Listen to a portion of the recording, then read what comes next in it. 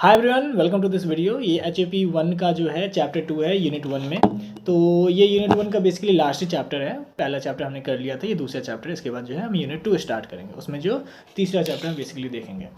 तो इसमें जो है बेसिकली हमने जो है इंट्रोडक्शन टू ह्यूमन बॉडी देख लिया था। सेलुलर लेवल ऑफ ऑर्गेनाइजेशन जो है हमने पिछले चैप्टर में ही देख लिया था, ठीक है।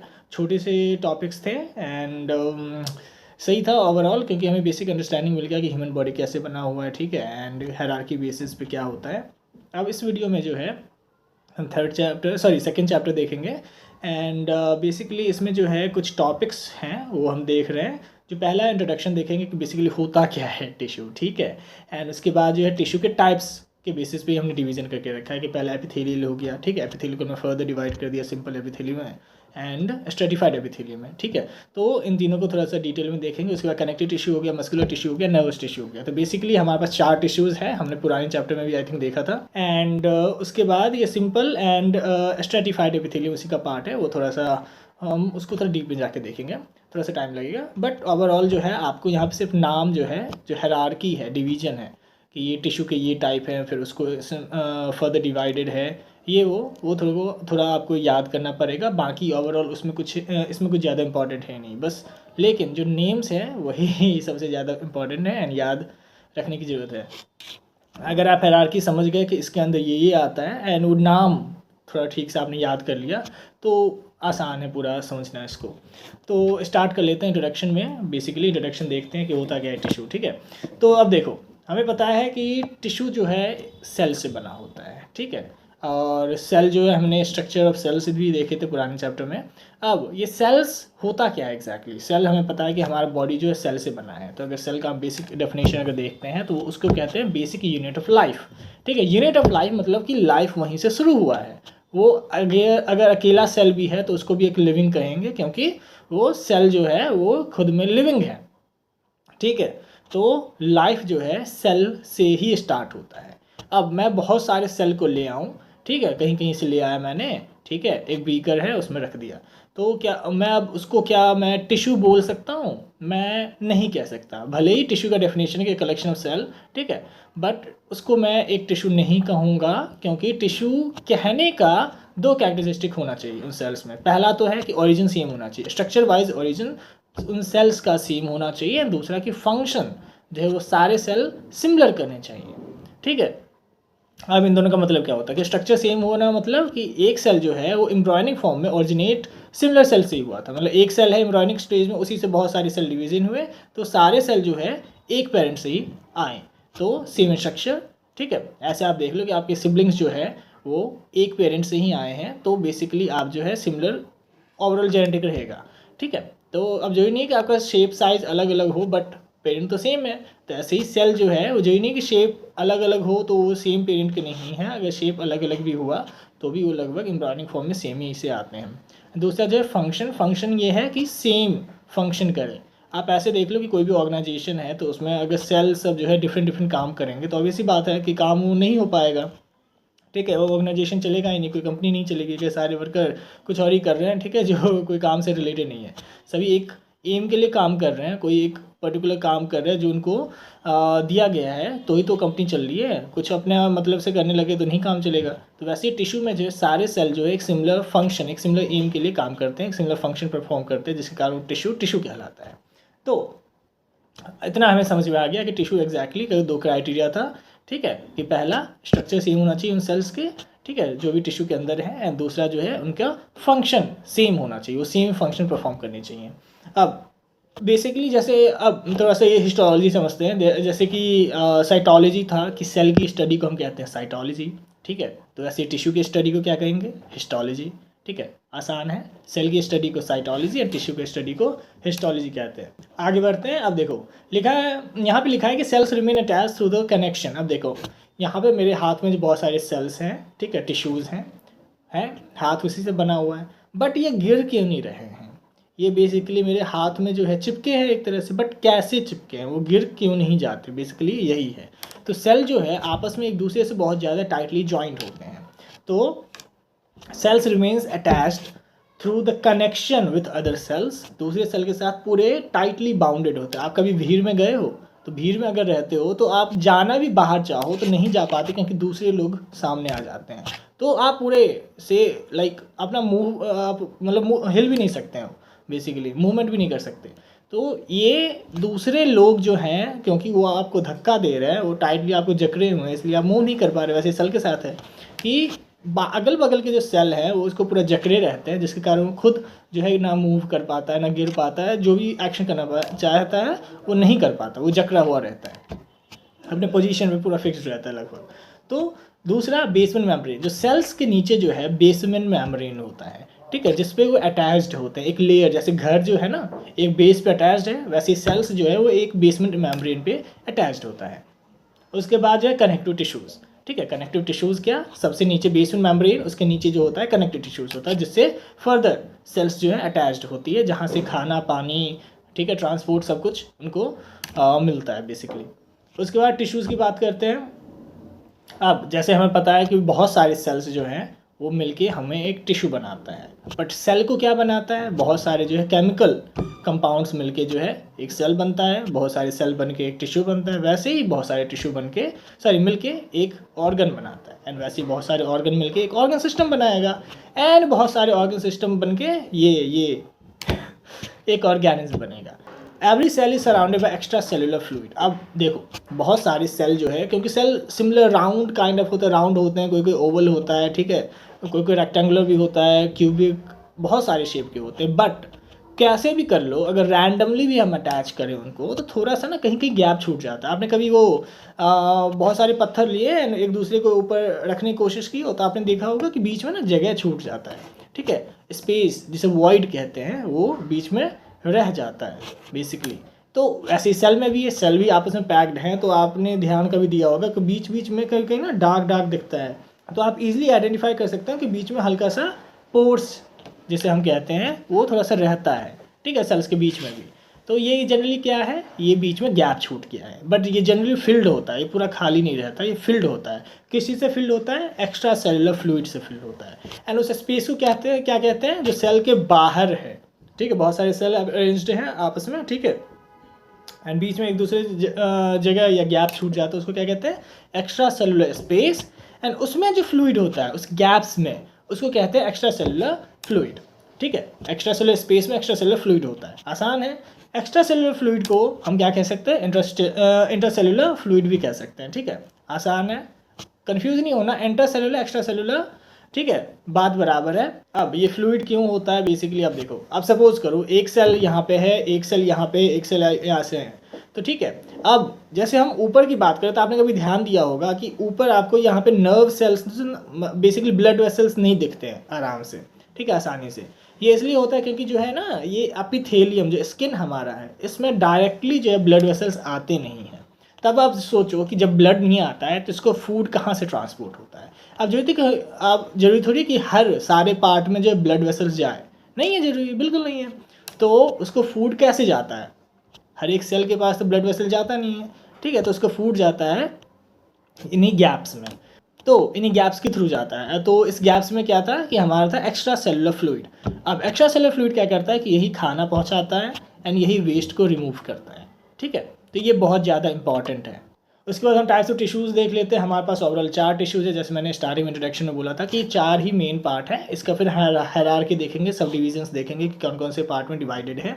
तो हमारे पास है सबसे पहले types of tissues, epithelial, connective and muscular and nervous, ठीक है। एपिथेलियल टिश्यू आप देखो, याद करने का सबसे आसान तरीका, सबसे ऊपर हमारा ये हाथ है, ठीक है, स्किन है, स्किन किससे बना है, एपिथेलियल टिश्यू से बना है। उसके जस्ट नीचे क्या होता है, हमारा कनेक्टिव टिश्यू होता है। एपिथेलियल टिश्यू के जस्ट नीचे कनेक्टिव टिश्यू, उस कनेक्टिव टिश्यू के जस्ट नीचे क्या होता है, हमारा न्यूरॉन्स होते हैं, अरेंज्ड होते हैं रैंडमली, ठीक है। तो ये क्या हो गया, हमारा नर्वस टिश्यू हो गया। एंड उसके जस्ट नीचे या उसी के साथ क्या होता है, मस्कुलर टिश्यू होता है, जो बॉडी बनाते हो, मसल्स बनाते हो, वो मसल टिश्यू बनाते हो, ठीक है। तो बेसिकली ऐसे याद रख सकते हो कि हमारा हो गया सबसे ऊपर क्या, एपिथेलियल टिश्यू, उसके जस्ट नीचे जो क्या है, उसके जस्ट नीचे कनेक्टिव टिश्यू, ठीक है, ब्लड हो गया, बोन्स हो गए, ये सारी क्या है, कनेक्टिव टिश्यू है। उसके जस्ट नीचे क्या हो गया, हमारा न्यूरॉन्स हो गए, नर्वस टिश्यू हो गया, इसको तो याद करने की जरूरत नहीं, सबसे आसान है ये। उसके बाद हमारा क्या हो गया, मस्कुलर टिश्यू हो गया। तो हम थोड़ा सा देखो, ये मैंने यहाँ पे डिवीजन एक इमेज डाल कर रखा है पूरे सब डिविजन्स का, ठीक है। सबसे पहले टिश्यू ये यहाँ पे दिख रहा है, उसके बाद है epithelial tissue, connective tissue, muscular tissue, nervous tissue, ठीक है। एपिथेलियल को हमने फर्दर जो है सब डिवीजन करके रखा है, सिंपल एपिथेलियम है, stratified epithelium and glandular tissue में। उसके बाद जो है लूज कनेक्टिव को हमने loose connective and dense connective में करके रखा है, एंड फर्दर जो है कार्टिलेज, बोन एंड ब्लड में डिवाइडेड है। उसके बाद मसल को 3 पार्ट में डिवाइड करके रखा है, smooth muscle, cardiac muscle and skeletal muscle. I think ये हम सब ने पढ़ रखा है। या नर्वस टिश्यू को हमने न्यूरॉन्स एंड ग्लैलियल सेल में डिवाइड करके रखा है। तो बेसिकली आपको ये हायरार्की याद रख लेना है, ठीक है। यही सबसे ज़्यादा ये पूरे स्लाइड में जो है ये सबसे ज़्यादा इंपॉर्टेंट है। बेसिकली आपने ये पूरा याद कर लिया ना, इसके बारे में थोड़ा सा भी लिख दोगे तो काफ़ी है, ठीक है। ये 7 नंबर में लगभग आने चाहिए, तो आपको बस ये याद रखना है। एंड इसमें जो है जो भी आपके मन में आता है, बेसिकली जो भी पॉइंट आते हैं आपको लिखना है, तो आराम से आप एग्जाम में लिखा सकते हो, ठीक है। आपको बस ये हायरार्की बस याद होना चाहिए। उसके बाद हम बात करते हैं, अब 1 बाय 1 हम बात करेंगे, ठीक है, पूरे हायरार्की में। तो थोड़ा सा लंबा वीडियो हो जाएगा, तो चलिए स्टार्ट करते हैं पहले। तो अब देखो, सबसे पहले हमारा क्या था, टिश्यू को हमने डिवाइड कर दिया, 4 पार्ट में डिवाइड किया, लेकिन सबसे ऊपर वाला लेयर क्या था, स्किन को क्या कहते हैं, एपिथेलियल टिश्यू से बना, एपिथेलियल टिश्यू, ठीक है। तो एपिथेलियल टिश्यू जो है उसका ओरिजिन देखते हैं। Epithelial tissue develop from 3 germ layers. Germ layers क्या होता है, बेसिकली हमारे एम्ब्रायोनिक फॉर्म जो होता है उसमें 3 लेयर्स होती हैं, ठीक है। ओवरऑल 3 लेयर में सब डिवाइडेड होता है। तो पहला है एक्टोडर्म, मेसोडर्म, एंडोडर्म, ठीक है। एक्टोडर्म सबसे आउटर मोस्ट लेयर हो गया। उसके बाद मेसोडर्म जो है हमारा बीच वाला लेयर हो गया, ठीक है, जिसमें ऑर्गन्स होते हैं, मोस्ट ऑफ द स्टमक सब आ गया। एंड एंडोडर्म हो गया, उसका सबसे अंदर वाला लाइनिंग हो जाता है। अब तो इसका मतलब epithelial tissue develop from 3 germ layer, मतलब यहाँ पे कहने का मतलब ये है कि एपिथेलियल टिश्यू जो है तीनों जर्म लेयर से बनता है। आपको समझ में आना चाहिए कि जरूरी नहीं है कि एक्टोडर्म जो सबसे आउटर मोस्ट लेयर है, तो हमें तो लगता था कि एक्टोडर्म स्किन जो है सिर्फ, या एपिथेलियल टिश्यू जो है सिर्फ एक्टोडर्म से बनना चाहिए, क्योंकि स्किन सबसे ऊपर है यार, तो एक्टोडर्म से बनना चाहिए, बट ऐसा नहीं होता है। एपिथेलियल टिश्यू जो है वो हर ऑर्गन में होती है, हर वेसल्स में होती है, हर डक्ट लेयर्स में होती है, ट्यूब्स में होती है, ठीक है। हर जगह जो है वो एपिथेलियल टिश्यू का काम है, क्योंकि ये बेसिकली प्रोटेक्ट करने में हेल्प करता है, ठीक है। ये लाइनिंग, ये कवर करने में हमें हेल्प करता है। तो चाहे मैं स्किन की बात करूं, चाहे मैं ऑर्गन्स की बात करूं, ठीक है, चाहे मैं जो हमारे ब्लड वेसल्स होते हैं उसके ऊपर लाइनिंग किसकी होती है, एपिथेलियल टिश्यू की होती है। जो डक्ट्स से जो हार्मोन्स जो ट्रैवल करते हैं बेसिकली, या कुछ और जो केमिकल्स ट्रैवल करते हैं, वो बेसिकली किससे बना होता है, ये हमारे एपिथेलियल टिश्यू से बना होता है। तो एपिथेलियल टिश्यू जो है वो हर जगह हमारे पूरे बॉडी में बना है, तो इसलिए ये तीनों जर्म लेयर से बनता है। एक्टोडर्म से भी बनता है, मेसोडर्म से भी बनता है, एंडोडर्म से भी बनता है, ठीक है। अब एपिथेलियल टिश्यू, इसके कुछ कैरेक्टरिस्टिक है जो बहुत ही आसान है, ठीक है। देखो सिंपल सी बात है, एपिथेलियल टिश्यू जब टाइटली पैक्ड होता है, अब कैसे इसको याद रख सकते हैं। अब देखो हमारा स्किन जो है इसमें से खून गिर रहा है, नॉर्मली नहीं गिरता है ना, जब तक काटे नहीं तो, या कट ना जाए जब तक। तो बेसिकली एपिथेलियल टिश्यू जो है वो टाइटली पैक्ड होता है, जिससे वो सील कर देता है, कुछ भी ना अंदर आए ना बाहर जाए। दे रेस्ट ऑन बेसमेंट मेम्ब्रेन, जैसे मैंने बोला था स्टार्टिंग में कि बेसिकली जो है बेस चाहिए, घर को बनाने के लिए बेस चाहिए, तो वैसे ही सबसे ऊपर क्या है हमारा एपिथेलियल टिश्यू है, उसको रखने के लिए कुछ चाहिए, उसको क्या चाहिए, बेस चाहिए। तो बेसमेंट मेम्ब्रेन के ऊपर होता है ये, ठीक है, जो कि एक सपोर्टिव कनेक्टिव टिश्यू लेयर है, ठीक है। वो उस कनेक्टिव टिश्यू का पार्ट है। बेसिकली कनेक्टिव टिश्यू जो है सिक्रेट करती है कुछ सब्सटेंस जिससे बेसमेंट मेम्ब्रेन जो है बनता है।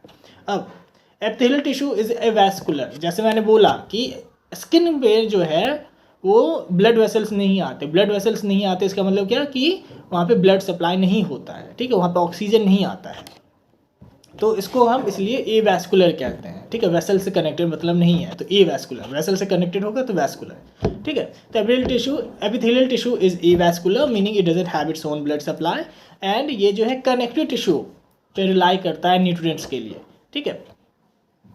अब स्पेशलाइज्ड एपिथेलियल सेल जिसको कहते हैं न्यूरो एपिथेलियम, ठीक है, वो लाइट सेंसिटिव होता है। हमारा स्किन जो लाइट से, कभी कभी आपने ध्यान दिया है कि सूरज की रोशनी हमें, जब हम सो रहे होते हैं तो सूरज की रोशनी अगर अचानक पड़ जाती है तो हमारी नींद खुल जाती है, क्यों, क्योंकि लाइट सेंसिटिव है हमारी स्किन, ठीक है।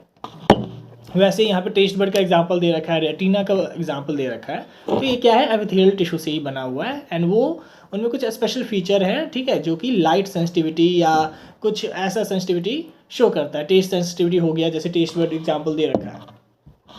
अब लोकेशन की बात करते हैं कि एपिथेलियल टिश्यू कहाँ कहाँ प्रेजेंट होता है। यहाँ पे हमारे स्किन में है, सबसे बड़ा एग्जांपल स्किन है यार, ठीक है। स्किन आंख बंद करके लिख देना अगर एपिथेलियल टिश्यू का लोकेशन पूछे तो। एपिथेलियल टिश्यू हो गया, बॉडी कैविटी हो गई, ठीक है, फॉर्म्स ग्लैंड्स हो गया, ग्लैंड जो है इसी से बना होता है।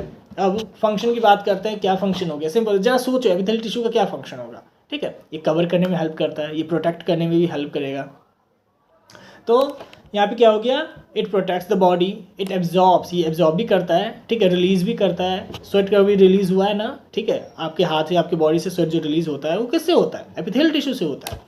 उसके बाद ये सिक्रेट्स भी करता है, एक्सक्रीट सब्सटेंसेस भी करता है। अब देखो ये आ गया हमारा टाइप्स ऑफ एपिथेलियल टिश्यू। हमें क्या दिखा था, एपिथेलियल टिश्यू को हमने 3 टाइप में डिवाइड करके रखा है। जो पहला आता है वो है सिंपल एपिथेलियम। सिंपल एपिथेलियम जो है वो 1 लेयर ऑफ सेल है, ठीक है। एपिथेलियल टिश्यू भी जो है बहुत सारे लेयर्स होते हैं, बहुत टाइप के होते हैं, बहुत डिफरेंट शेप्स भी होते हैं। बट यहाँ पे हम सिंपल एपिथेलियम की बात करें तो सिंपल नाम से पता चले सिंपल है, मतलब सिंगल लेयर है, ठीक है। सिंपल मतलब सिंगल लेयर एपिथेलियल टिश्यू। तो ये 1 layer of cell that all touches the basement membrane. ये जो है एक लेयर ऑफ सेल है एंड ये बेसमेंट मेम्ब्रेन पे टच करता है। मतलब ऐसे देखो ये सिंगल वो है, ऐसे समझो कि ये सिंगल घर है जिसके छत पे कोई और, मतलब इसका फर्स्ट फ्लोर सेकंड फ्लोर नहीं है, सिर्फ नॉर्मल एक घर है, ठीक है, सिंगल बेसमेंट वाला। तो ये सिंगल लेयर्ड है एंड ये बेसमेंट मेम्ब्रेन को टच करता है। उसके बाद इट कैन बी फ्लैट। अब सिंपल एपिथेलियम को भी हमने सब डिवाइड करके रखा, जो कि हम नेक्स्ट में थोड़ा सा पढ़ेंगे। तो बेसिकली अब देख लो कि स्क्वेमस भी हो सकता है, कॉलमनार भी हो सकता है, ठीक है, क्यूब शेप का भी हो सकता है, रेक्टेंगल शेप का भी हो सकता है, आधा टेढ़ा भी हो सकता है, बहुत टाइप के होते हैं। स्ट्रेटिफाइड एपिथेलियम की बात करते हैं। स्ट्रेटिफाइड में क्या है, ये मल्टीपल लेयर, ठीक है, मतलब ये इसका सेकंड फ्लोर भी हो सकता है, थर्ड फ्लोर भी हो सकता है, फोर्थ फ्लोर भी हो सकता है। एक सेल के ऊपर दूसरा सेल, दूसरे सेल के ऊपर तीसरा सेल, तीसरे सेल के ऊपर चौथा सेल, ऐसे करके काफ़ी सारे लेयर्स ये बना सकता है। तो सिंपल में क्या था, सिंगल, उसमें कोई ऊपर छत पे नहीं था, कोई बिल्डिंग नहीं थी, वो सिंगल घर का था।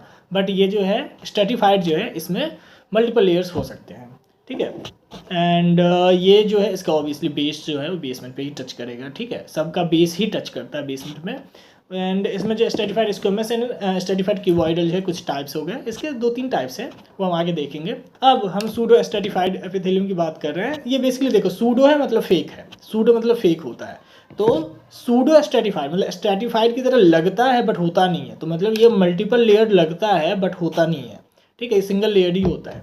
तो it looks like multiple layer but all cells touches the basement membrane. तो मतलब ये मल्टीपल लेयर नहीं है। सबसे पहले बात करते हैं कि type of epithelial tissue consisting of single layer of cell. अब हम सिंपल एपिथेलियम की बात कर रहे हैं। सिंपल में क्या था, सिंपल है तो मतलब सिंगल लेयर्ड है, ठीक है।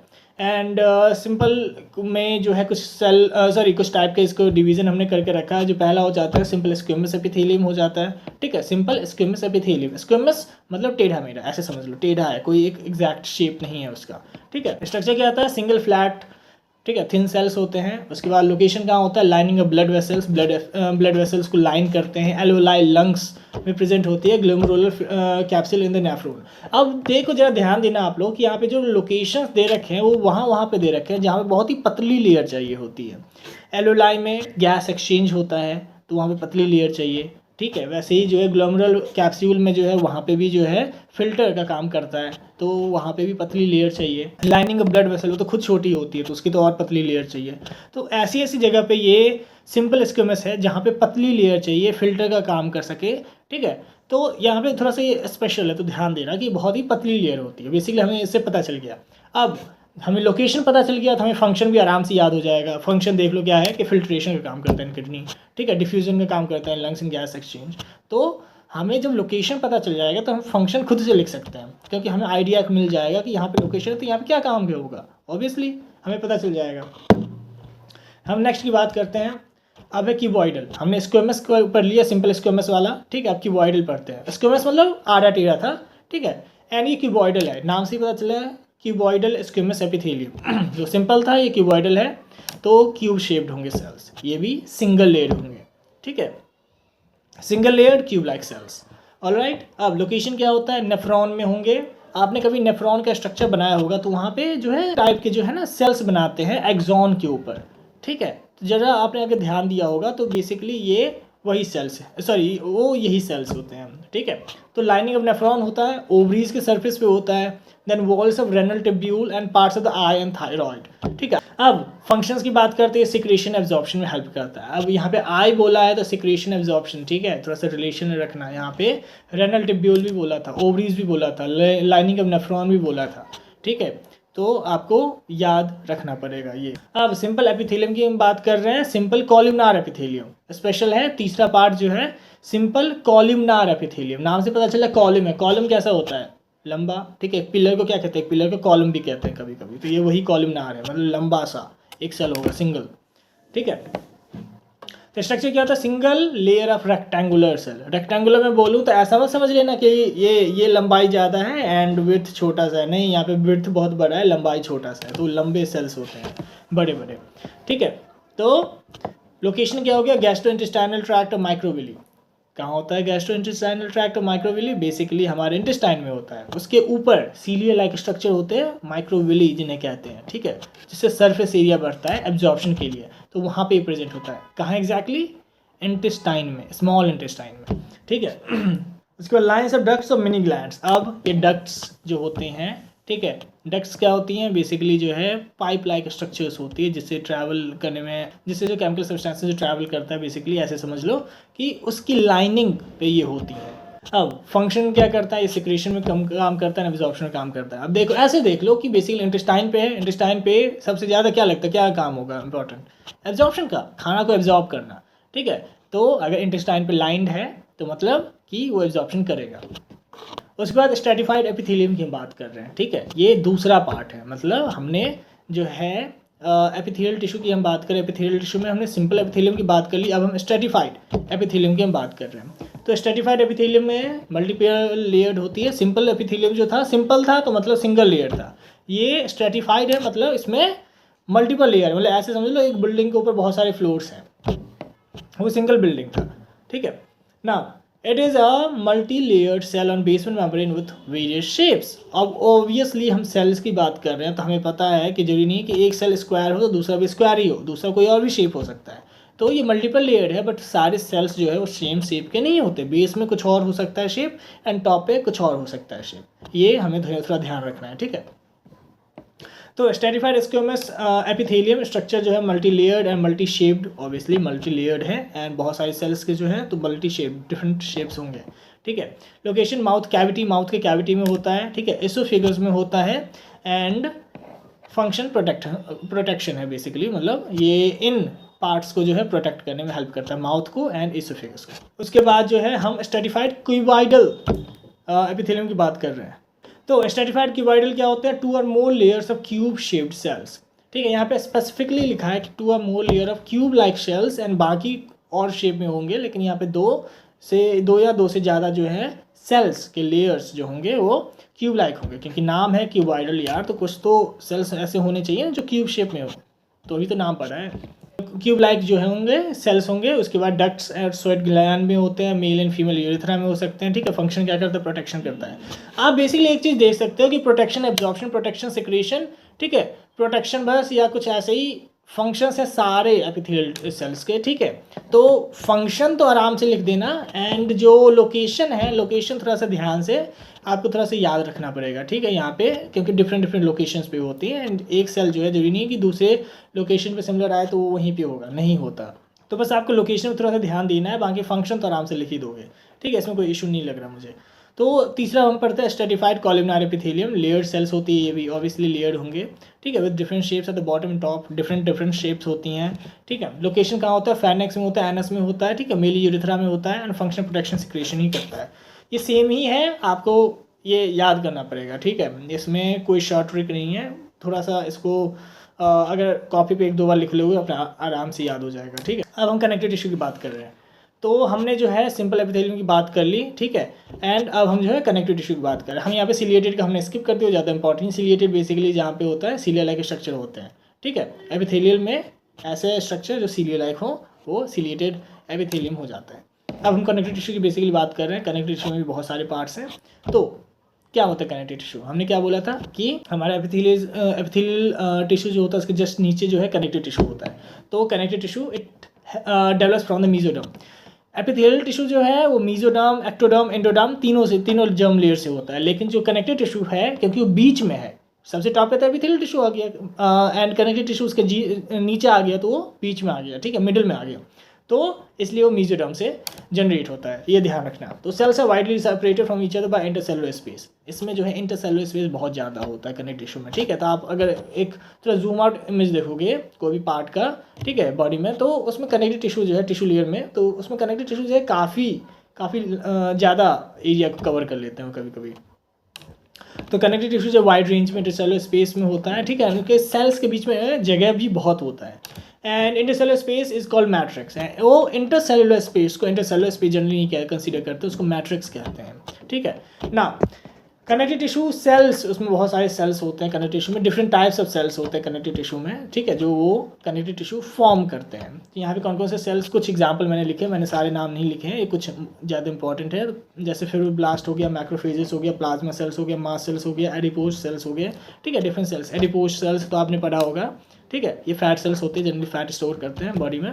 मास्ट सेल्स, ठीक है, ये भी पता होगा, ठीक है, ये हिस्टामाइन को स्टोर करते हैं। उसके बाद प्लाज्मा सेल्स जो होते हैं, बीटा लिम्फोसाइट, ठीक है, ये भी बनाते हैं। उसके मैक्रोफेजेस जो है इरेगुलर सेल्स होते हैं, फैगोसाइटोसाइटिक कैपेसिटी रखते हैं। Fibroblast mature cells and secrets fibre. जो फाइब्रोब्लास्ट हैं वो फाइबर सीक्रेट करते हैं, नाम से पता चल रहा होगा, फिब्रोब्लास्ट नाम है, फिब्रोब्लास्ट, ठीक है, फाइबर, फिब्रो नाम सिमिलर लग रहा है, तो फिब्रोब्लास्ट क्या करता है, फाइबर सीक्रेट करता है। फिब्रोब्लास्ट क्या करता है, फाइबर सीक्रेट करता है, आसान है। Functions of connective tissue, function of connective tissue, connective tissue का फंक्शन क्या होता है, ठीक है, नाम है कनेक्टिव, ठीक है, याद रखना, कनेक्टिव टिश्यू फंक्शन एंड नाम है कनेक्टिव टिश्यू, कनेक्टिव, ठीक है। तो मोस्ट वाइडली डिस्ट्रीब्यूटेड टिश्यू, ये बॉडी में जो है सबसे ज़्यादा डिस्ट्रीब्यूटेड है, widely distributed, most widely. Support and strengthen other tissue, ये दूसरे टिश्यूज़ को सपोर्ट करता है एंड स्ट्रेंथन करता है। Health and protection, transport and repair. अब क्योंकि सबसे ज़्यादा वाइडली डिस्ट्रीब्यूटेड है तो ये क्या करता है, पहला कि ये प्रोटेक्शन करता है, दूसरा क्या करता है, ट्रांसपोर्ट करता है, तीसरा क्या करता है, रिपेयर करता है। रिपेयर कैसे करेगा, बेसिकली जो भी रिक्वायरमेंट होगी उस सेल को वो देगा, तो जिससे वो इजीली डेवलप कर सके, ठीक है, रिपेयर कर सके आपस में। तो अब यहाँ पे कनेक्टिव टिश्यू के जो है आप कुछ टाइप्स देख सकते हो, कुछ डिविजन्स देख सकती हो, देख सकते हो। पहला जो लूज कनेक्टिव टिश्यू, दूसरा डेंस कनेक्टिव टिश्यू, फिर कार्टिलेज हो गया, बोन टिश्यू हो गया, ब्लड वेस्कुलर टिश्यूज हो गया, ठीक है, areolar connective tissue, adipose, reticular connective tissue, dense irregular connective tissue, dense irregular connective tissue, बहुत सारे टाइप हैं, ठीक है। इसको थोड़ा सा हम ओवरव्यू ऊपर देखेंगे, ठीक है, इसको आपको याद करना पड़ेगा, ये सब डिविजन्स जो है बहुत इंपॉर्टेंट है। तो अब कनेक्टिव टिश्यू के हम कुछ सब डिविजन्स देख रहे हैं। पहला जो है लूज कनेक्टिव टिश्यू, नाम से क्या पता चल रहा है, लूज है, लूज कनेक्टिव टिश्यू। तो लूज मतलब क्या कि स्पेसेस बहुत ज़्यादा होंगी एक सेल के दूसरे सेल के कंपैरिजन, मतलब एक सेल एंड दूसरे सेल के बीच में डिफरेंस और डिस्टेंस बहुत ज़्यादा होगा। तो loose connective tissue fibres with cells separated widely, cells जो है फाइबर्स के बीच में जो है सेल जो है बहुत ज़्यादा सेपरेटेड है। उसके बाद मे fibres are embedded in semi fluid ground substance, वहाँ पर मे नहीं मैनी है, ठीक है, मेनी फाइबर्स जो है वो सेमी फ्लूइड ग्राउंड सब्सटेंस में एम्बेडेड होते हैं, वो घुले एक तरह से होते हैं, ठीक है।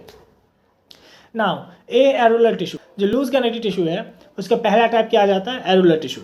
एरुलर टिश्यू क्या होता है, अब एरुलर इसमें लग रहा है थोड़ा सा एयर काइंड ऑफ जो है फील आ रही है। तो एरुलर टिश्यू क्या है, loose connective tissue fibre with many space, hence known as areolar, मतलब स्पेस, एरुलर का नाम ही है स्पेस, तो मतलब लूज कनेक्टिव टिश्यू जिसमें ज़्यादा स्पेस हो, ठीक है। लोकेशन क्या होता है, अंडर द स्किन, ठीक है, मसल के बिटवीन होता है, बीच में होते हैं, एंड एलिमेंट्री कैनाल में होता है, ग्लैंड्स में होता है, ठीक है, एंड सपोर्टिंग सिक्रेटरी सेल्स, ठीक है, ग्लैंड्स में सिक्रेटरी सेल्स को ये हेल्प करता है। तो बहुत सारी लोकेशन पे होता है, बेसिकली मसल में होता है, ठीक है, स्किन के नीचे होता है, ये ग्लैंड्स में प्रेजेंट होता है, ठीक है, एरुलर सेल। एरुलर टिश्यू। नाउ यहाँ पे हम एडिपोज टिश्यू की बात कर रहे हैं। एडिपोज टिश्यू फैट सेल्स, ठीक है, एडिपोज टिश्यू फैट सेल, ऐसे याद कर लो, ठीक है, ये फैट के रिलेटेड ही है। तो इट स्टोर्स फैट, ठीक है, कौन सा फैट, न्यूट्रल फैट, जिसको हम ट्राइग्लिसराइड्स कहते हैं। अब each cell contains lots of fat which pushes the cytoplasm nuclei to the periphery. अब देखो ये क्योंकि फैट सेल हैं तो आपको पता है एक सेल का स्ट्रक्चर कैसा होता है, साइटोप्लाज्म से भरा होता है, बीच में न्यूक्लियस होते हैं, कुछ ऑर्गेनल्स होते हैं। तो लेकिन ये क्योंकि फैट भी स्टोर करता है तो ये फैट कभी कभी इतना स्टोर कर देता है, ठीक है। तो अब जरूरी थोड़ी है कि अब सपोज को आपके पास एक ग्लास है उसमें पानी भरा हुआ है, बट इसमें आप जो है तेल डालने लगो तो ऑब्वियसली है कि ओवरफ्लो हो जाएगा, ठीक है, एंड पानी जो हल्का सा सेपरेट हो जाएगा एंड तेल के लिए जगह बनेगा।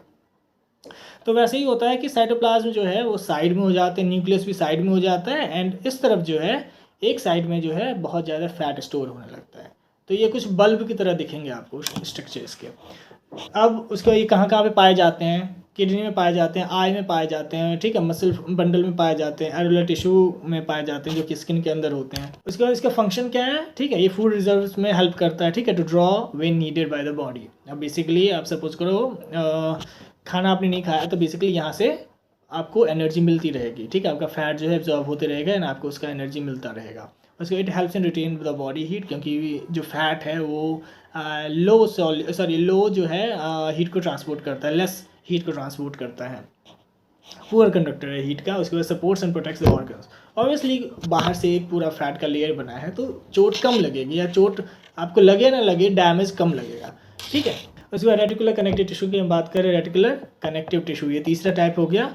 And it helps to reticular the fibres arranged in small bundles. ये बेसिकली इसके अंदर जो है फाइबर जो स्मॉल बंडल्स में अरेंज्ड होते हैं and within the fibre cells are found. Obviously fibre के अंदर जो है सेल जो है मिलेगा। ये कहाँ पे होता है? स्टोमा, लिवर के स्टोमा में होता है, स्प्लीन में होता है, लिम्फ नोड्स में होता है। अब जो है डेंस कनेक्टिव टिश्यू की हम बात करते हैं। ये लूज कनेक्टिव टिश्यू की हम अभी तक बात कर रहे थे 3 टाइप्स, अब हम डेंस कनेक्टिव टिश्यू की बात कर रहे हैं। तो डेंस कनेक्टिव टिश्यू जो है बेसिकली अब नाम से पता चला डेंस है, तो मतलब फाइबर भी डेंसली होंगे, सेल्स भी डेंसली होंगे। तो fibres are closely interwoven with little space between them and it is stronger than loose connective tissue. Obviously यार अगर वो लूज है तो ईजिली हम उसको तोड़ सकते हैं। बेसिकली कोई भी चीज़ जो है ढीले से बंधा हुआ है, ढीला है, तो उसको आराम से हम फाड़ सकते हैं, तोड़ सकते हैं। बट कोई चीज़ अगर टाइटली बाउंडेड है तो ऑब्वियसली वो जो है उसको ज़्यादा स्ट्रेंथ लगेगा, तो वो ज़्यादा स्ट्रॉन्गर होगा ना। इसके भी 3 टाइप होते हैं। पहला है डेंस रेगुलर कनेक्टिव टिश्यू। ये क्या है? रेगुलर है, डेंस रेगुलर, नाम से पता क्या चल रहा है? डेंस रेगुलर कनेक्टिव टिश्यू मतलब रेगुलरली अरेंज्ड होंगे वो। तो फाइबर इसमें रेगुलरली अरेंज्ड होता है, उसमें सेल भी रेगुलरली अरेंज्ड होता है, ठीक है। तो packed in parallel bundles and forms the tendon of muscle and ligament of joint. ये क्या बनाता है? Form the tendon of muscle, muscle का टेंडन्स बनाता है एंड जॉइंट्स का लिगामेंट्स बनाता है।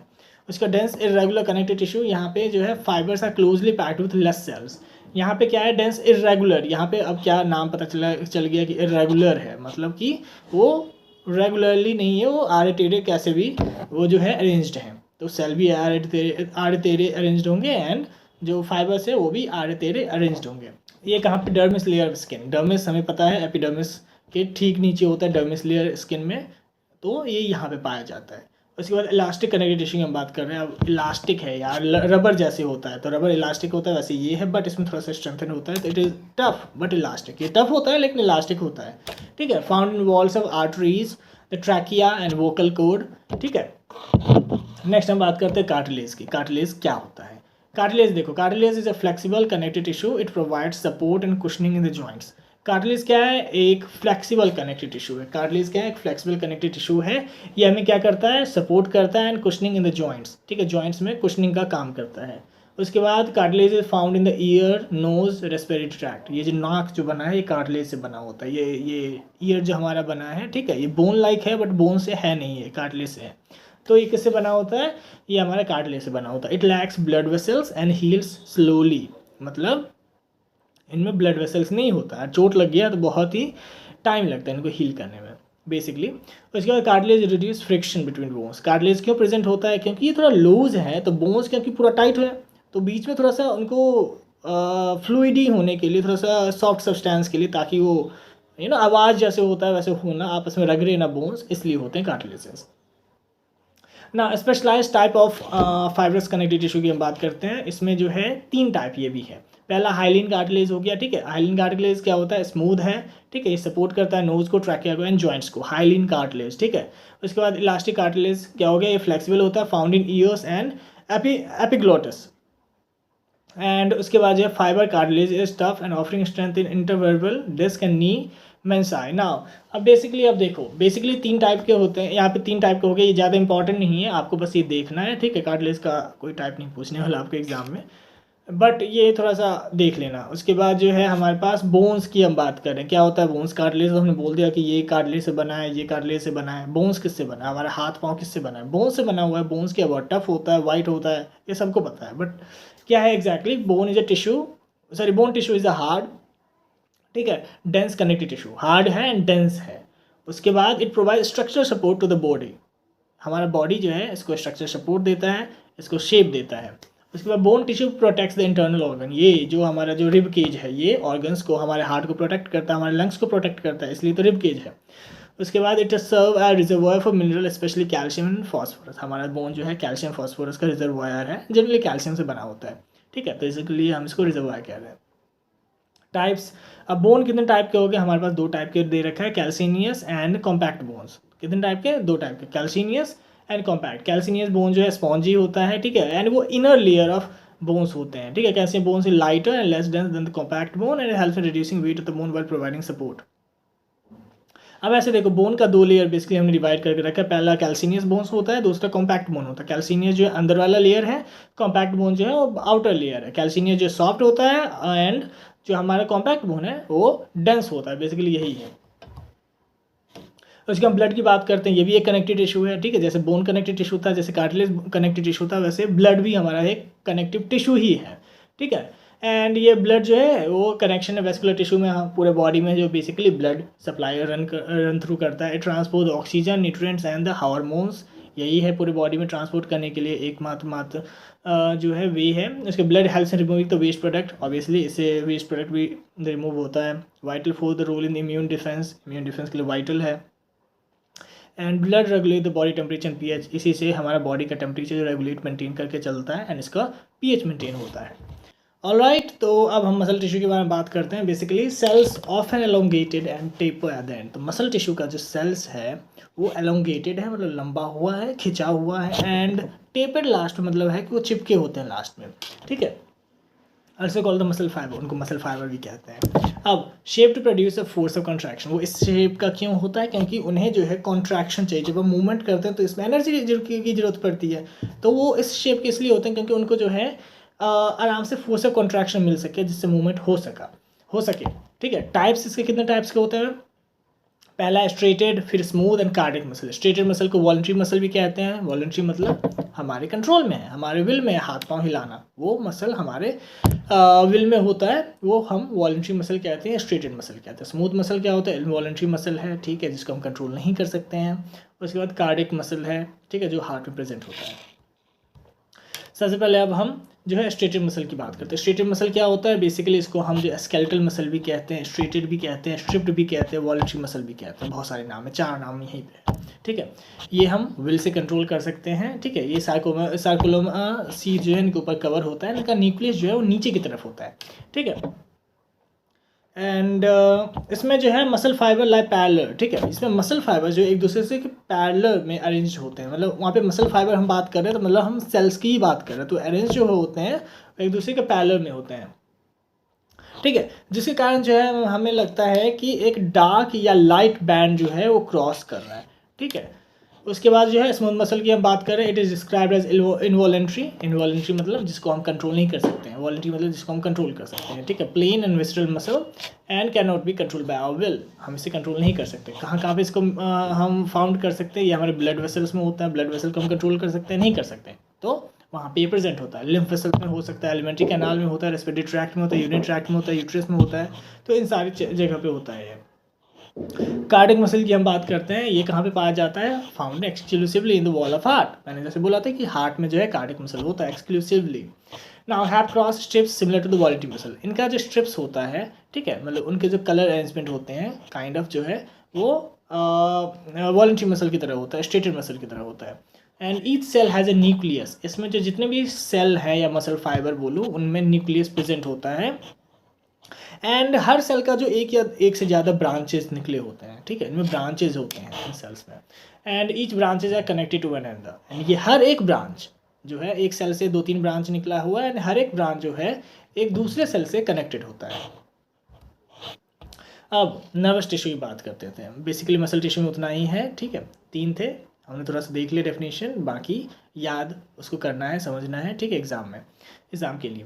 उसके बाद हम नर्वस टिश्यू की हम बात करते हैं। नर्वस टिश्यू क्या एग्जैक्टली होता है, तो सबसे पहले देखते हैं कि it carries out a special function of carrying message to and from, ठीक है, मतलब कि बेसिकली ये मैसेज कैरी करने में हमें हेल्प करता है। कहाँ से, टू कहाँ, ब्रेन से लेके बॉडी तक, एंड बॉडी से लेके ब्रेन तक, बेसिकली पूरा हमारा बॉडी जो है ये नर्वस टिश्यू, या मैं बोलूँ कि न्यूरॉन्स के कारण ही जो है वो मूवमेंट कर पाते हैं, हम कोई हरकत कर पाते हैं।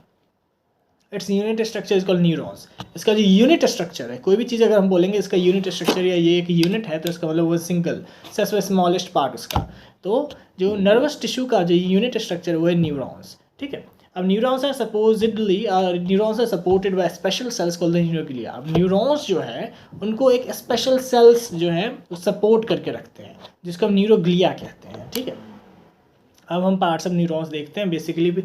एक तो है नर्व सेल्स, ठीक है। नर्व सेल्स क्या होता है, very in large in shape and size and forms the grey matter of the brain. Nerve cell जो है सबसे ऊपर वाला पार्ट होता है, पोर्शन, ठीक है। एंड ये ग्रे मैटर जो है, ब्रेन का जो ग्रे मैटर है वो जनरली फॉर्म करता है। एंड ये जनरली पेरिफेरी मतलब होता है साइड में, किसी भी चीज़ का साइड, तो ये ब्रेन के साइड में प्रेजेंट होता है grey matter basically. Axon and dendrites की हम बात करते हैं। एक्सॉन जो लंबा वाला पोर्शन होता है वो एक्सॉन होता है। डेंड्राइट जो है वो हेड पे जो अरेंज्ड होते हैं वो हमारा डेंड्राइट हो गया। तो डेंड्राइट ऐसे समझ लो कि हाथ हो गया, एंड एक्सॉन्स क्या है, पाँव हो गया एक तरह से।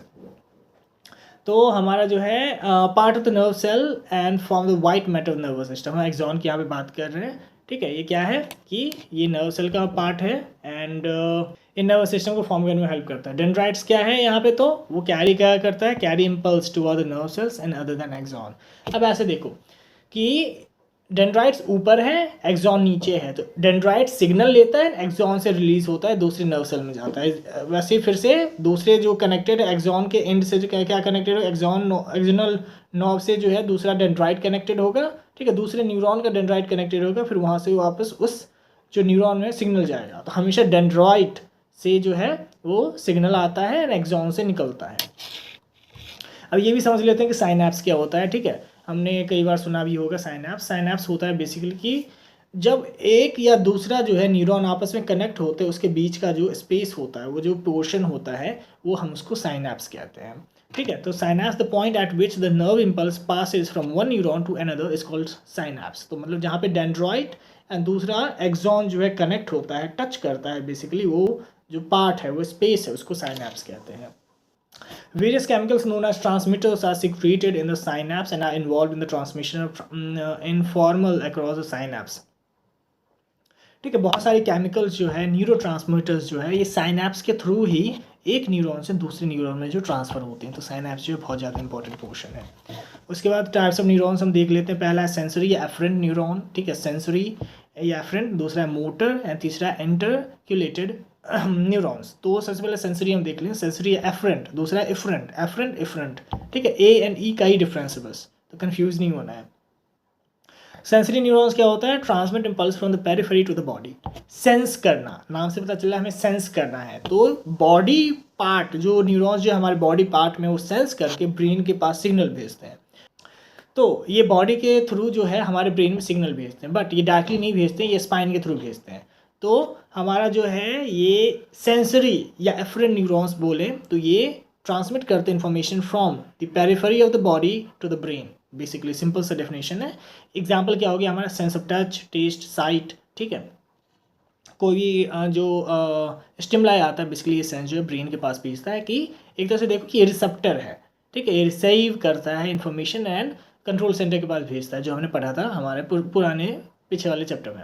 उसके बाद मोटर एंड एफरेंट न्यूरॉन की बात करते हैं। मोटर या एफरेंट, मोटर मतलब क्या, कोई मूवमेंट, काइनेटिक्स हम बेसिकली यहाँ पे बात करें, तो मोटर मतलब मूव करना, तो मोटर मतलब अब ये मूव करवाएगा। तो these transmit impulses from the brain to other part of the body. जो एफरेंट था वो लेके आया था ब्रेन के पास, एंड जो एफरेंट है वो लेके जाएगा वापस उस पार्ट के पास कि अब क्या एक्शन लेना है उस पर्टिकुलर सिग्नल के रिप्लाई में। बेसिकली एक ने पहला मैसेज सेंड किया, दूसरे ने उसका रिप्लाई किया। तो एफरेंट जो है मैसेज सेंड करता है एंड एफरेंट जो मैसेज वापस लेके आता है वो रिप्लाई आता है एफरेंट से।